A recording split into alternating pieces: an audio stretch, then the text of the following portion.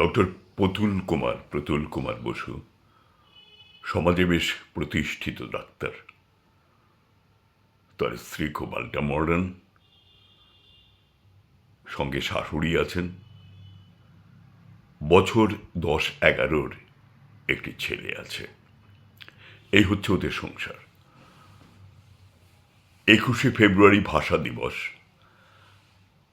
এই বাংলা ভাষাকে বাঁচাতে গিয়ে অনেকে শহীদ হয়েছেন। প্রতুলবাবুর ছেলে খুব ব্রিলিয়ান্ট, খুব ভালো বক্তা ওইটুকু বয়সেই।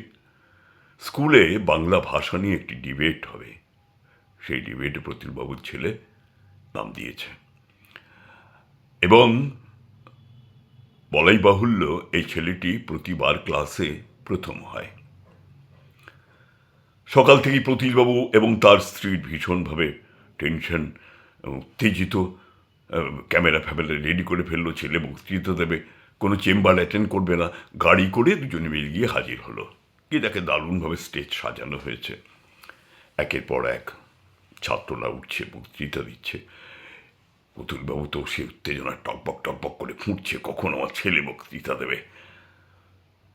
এবারে ছেলের নাম ঘোষণা করা হলো। ছেলে মঞ্চে উঠল, উঠে দেখলো সামনে সারিতেই বাবা এবং মা বসে আছে। প্রথমেই সবাইকে প্রণাম জানিয়ে শুরু করলো। বলল, আজকে ভাষা দিবস। আজকের এই দিনে বাংলা ভাষাকে রক্ষা করার জন্যে অনেকেই জীবন দিয়েছেন, তারা শহীদ। এটা গতকাল রাত্রে গুগল ঘেটে আমার মা আমাকে শিখিয়েছে, কাজে আমি এটা বলে দিলাম। কিন্তু আমার কাছে দুটো অন্য কথা আছে। সম্প্রতি আমার বার্থডে পার্টি ছিল, বিশাল করে পার্টির আয়োজন করা হয়েছিল। সেখানে সব নানান রকমের কন্টিনেন্টাল খাবার দাবারের আয়োজন করা হয়েছিল। সমাজের প্রতিষ্ঠিত মানুষেরা সেখানে সবাই হাজির হয়েছিলেন। বাংলা কথা আমি খুব একটা কাউকে বলতে দেখিনি। আমার ঠাকুমা একটু আড়াল থেকে বাপিকে ডেকেছিল। বাপিকে ডেকে বলেছিল, বাবু, আমি এসব খাবার খাবো না, আমার জন্য একটু ভাত, একটু পোস্ত আর একটু ডালের ব্যবস্থা করিস। এই কথাটা ওই অনুষ্ঠানে অনেকের কানে পৌঁছে গিয়েছিল এবং তারা হাসির হুল্লোড় তুলে দিয়েছিল। প্রত্যেকে হা হা করে হাসতে শুরু করলো। গ্রাম্য লোক, কোথা থেকে এসেছে কে জানে, একটা ইংরেজি কথা বলতে পারেন না। একটি মেয়ে এসে আমার ঠাকুমাকে বলেছিল, আন্টি আপনি এই সাইডটায় বসুন না, আমি সমস্ত অ্যারেঞ্জ করবো। বলে, তুমি আমাকে আন্টি বলছো কেন? আমি তো তোমার মাসিমা। আবার হাসি রোল উঠল আমার ঠাকুমাকে নিয়ে। অনুষ্ঠান মিটল। পরদিন বাড়িতে চূড়ান্ত অশান্তি আমার বাবার সঙ্গে আমার মায়ের। কেন ঠাকুমা একটাও ইংরেজি কথা বলতে পারেননি? কেন ঠাকুমাকে ওই পার্টিতে অ্যাটেন্ড করতে নিয়ে গিয়েছিল আমার বাবা? এই নিয়ে আমার মা যা মুখে এলো তাই বলল। মা বলল, এই সোসাইটিতে আমার মুখ দেখানো ভার হয়ে গেছে। কি তোমরা, কি করে তুমি ডাক্তার হয়েছে? তোমার লজ্জা করে না? এমন একটা মানুষকে তুমি কেন নিয়ে গেছো ওই পার্টিতে? প্রতিমবাবুর মুখটা ছোট হয়ে গেল। ওর মা মাথা নিচু করে বসে রইল। আর এই ঝগড়ার মধ্যেই আমার ঠাকুমা আমার বাপি আর মায়ের ঘরে ঢুকেছিল। ঢুকে বলেছিল, খোকা, আমার প্রেশারের ওষুধটা আজকে 3-4 দিন হলো ফুরিয়ে গেছে, একটু এনে দিবি বাবা? বাবা চিৎকার করে উঠেছিল, 3-4 দিন প্রেশারের ওষুধ না খেলে কি তুমি মারা যাবে? তুমি মারা কি আমার হাড়গুলো জুড়োবে? হ্যাঁ, যাও এখান থেকে। বাংলা ভাষা, এই বাংলা ভাষাকে আক্ষরিক অর্থে আমরা ঘেন্না করি।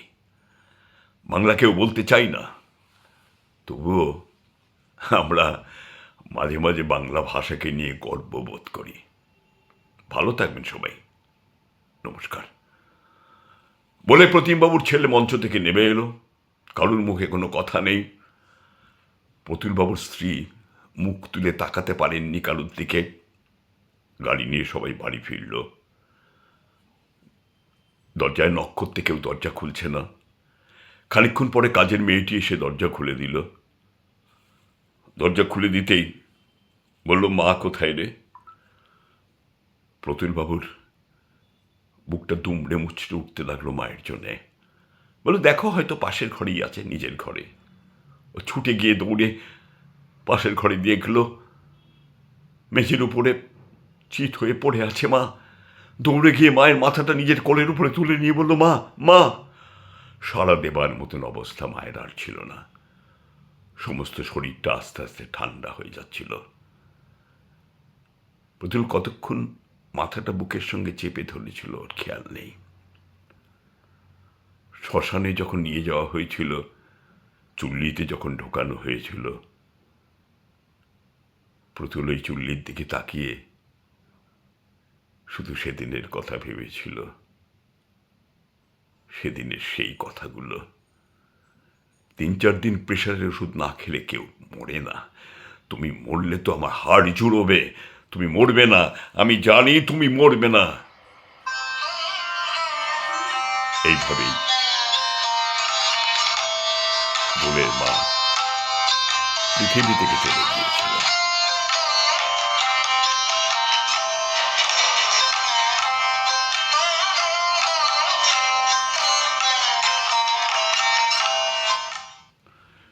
সত্যি আমরা এখন বেশি করে বাংলা বলতে লজ্জা বোধ করি। বাঙালি বলে গর্ববোধ করি কি? ভালো থাকবেন সবাই। নমস্কার।